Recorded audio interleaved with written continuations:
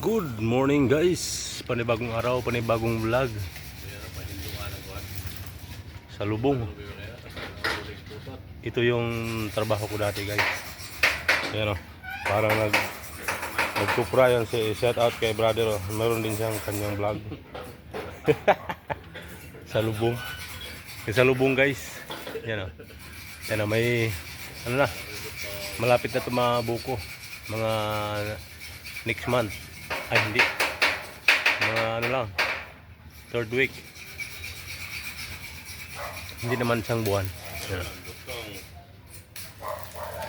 Ayan o, ayan o, mayroon bahin si brother kanina, may isa. Ayan o, ngayon tatapusin ko paglinis kabila, malinis na sa kabila. Dito na lang mayroong apat na lima na yung wala ng laman, yun o. Yan o. Ayan, para maganda tingnan. Ay, sanggutin daw ni brother. Sanggutin. Ayan, pakita ko sa inyo na malinis na taga. Then and now. Now and then. Yan. Oh, hahay. Shout out mga kabukid, mga kalambat daw sabi ni brother. Ayan mga kalambat, nandito tayo ngayon sa niyog mga kalambat. Yan na. Ay yan na guys, malinis na, pwede na sanggutin. Pwede na tuba. Ang dami natin nakuha na walang laman.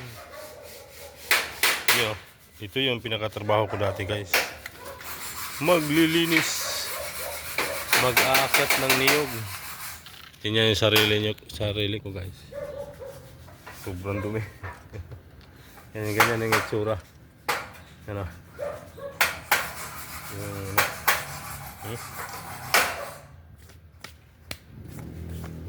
Di basta yung trabaho na ano, pero walang hagdan dun sa amin, sobrang tataas ng mga niyog.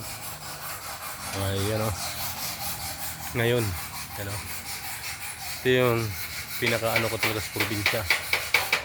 Ayan,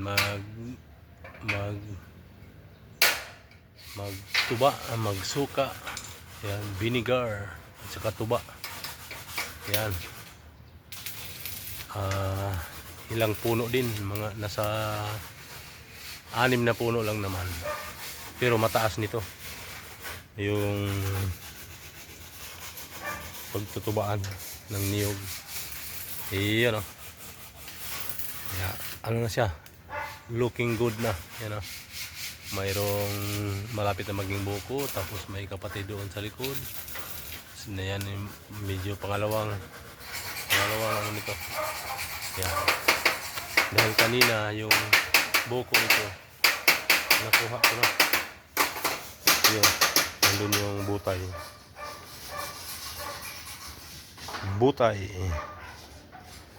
Yung kurang tawag sa Tagalog.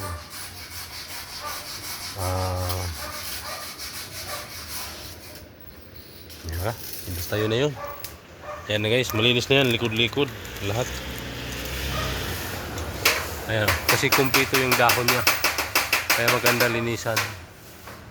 Kumpleto yung ano, ito na medyo bumaba. Ayan.